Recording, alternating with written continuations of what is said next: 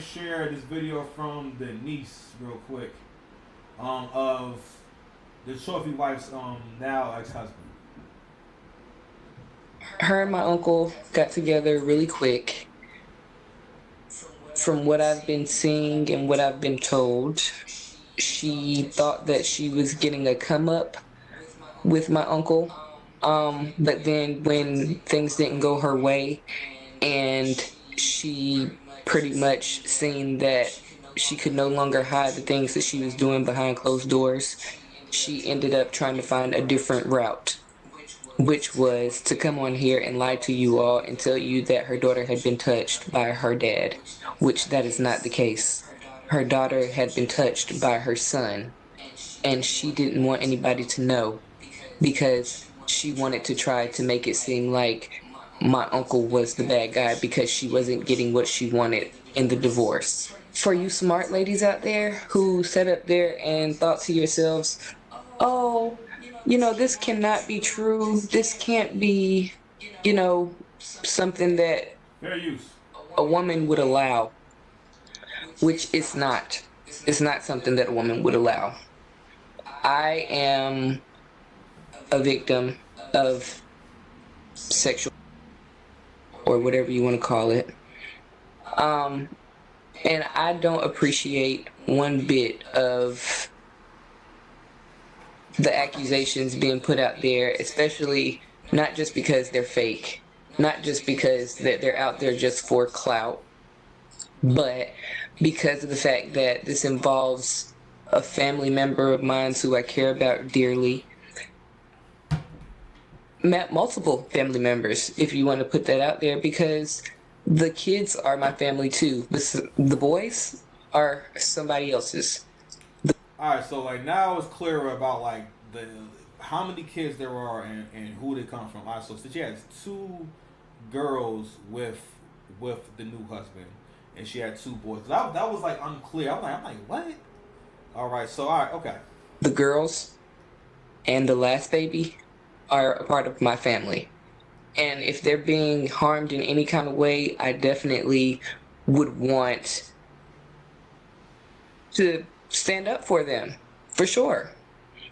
But her son is the one that the baby first initially said that was touching her. My grandmother was changing the baby one day, and she seen that it was red down there, and she said that her brother did it. Now, when they went to court, the court did not believe what she was saying because Paloma had already or ISIS had already put out a case against my uncle because my uncle was furious when he found out that her oldest son was touching the girls. So he went out and tried to, seek help to figure out what he should do about getting her son away from the girls so that they would no longer have to go through this. But as soon as he did that, ISIS went and took papers out on him claiming that he did it because she didn't want her son to go down for it. On top of all of this, she's sitting over here acting like she's the best parent in the world when if y'all go look for yourself, y'all will see that she has a child abuse case of her own. Her youngest son she tried to put it on my uncle that he abused her youngest son, which loves my uncle to death. But the day that her and her ex tried to put out there that my uncle had abused her son, he wasn't in the state. He wasn't nowhere near. So once they went to the hospital and they took the little boy to the hospital, the one thing that they didn't do this time is the social workers pulled him aside and started asking him questions and asked him, who hurt you? Come to find out, the little boy told and said that it was her. Not only that, her oldest son has sent my uncle threatening messages He has rubbed poop on the walls at multiple family members' house, including theirs. He has pushed his younger brother down the stairs to the point where he had a concussion, and she didn't want to take him to the hospital because she didn't want them to know that she had, a son that had been abusing all her other kids. And then not only that, he hasn't just touched the two girls, he's touched all three of the kids. He's touched his little brother, he's touched his 4-year-old sister, and he's touched his 2-year-old sister. But all of this will come out eventually. My uncle cannot say anything right now because the case is still open. But my thing is,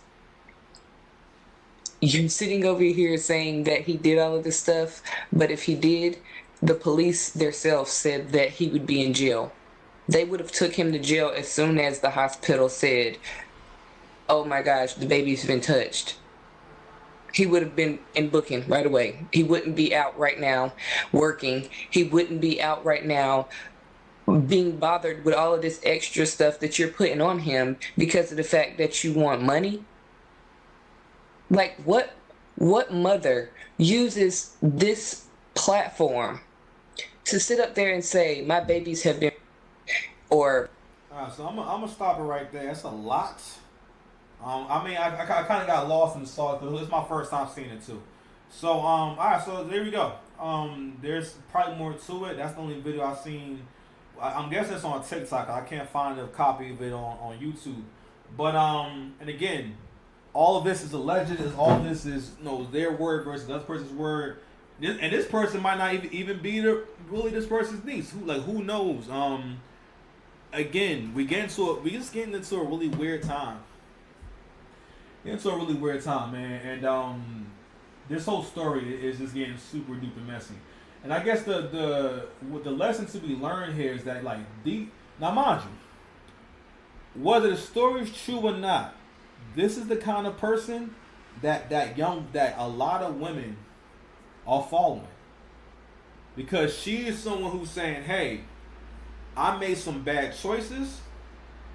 I didn't choose men for, and even in the video about how she went from being a single mother to a housewife, she doesn't really speak on actually how she learned her lesson and became a better person. Because for the most part, the way that people who are liberal, leftist people, and modern women and some modern men, the way they talk about bad experiences from the past, they talk about it as if it happened because they were stupid, or because they were fooled, or because they weren't enlightened, and they're not necessarily trying to become a better person. They're more so speaking on how that's not going to happen again, or I'm not going to be in a vulnerable position again, which can again kind of ruin the growth that can happen, right?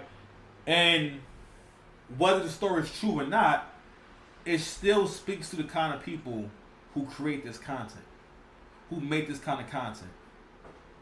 Hold on, I got a clip. Let me see if I can find it real quick.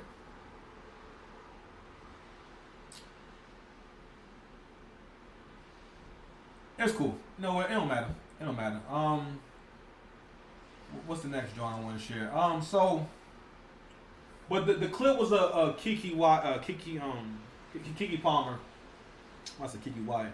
Keke Palmer talking about how when she met Nicki Minaj, she pulled her to the side in a really dramatic way, and she's like, "Yo, listen, do whatever you gotta do to make sure you're good." You know what I mean? Which is not necessarily the worst advice, but it depends on who hears it. Because if I'm a person that's irresponsible and whatnot, right? Like, I may not hear that and actually think that means for me to do the right thing to be good. I may interpret that as it's okay for me to discard someone. It's okay for me to prioritize what I want and what I want to do over my relationships. Okay?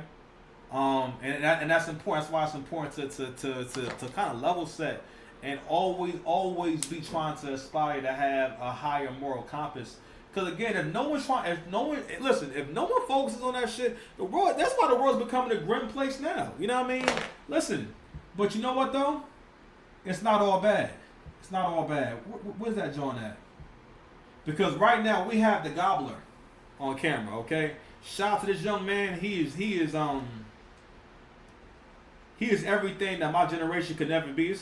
Ladies and gentlemen, this is the wonderful, very scam likely. Let's welcome him to the show. Okay, here we go.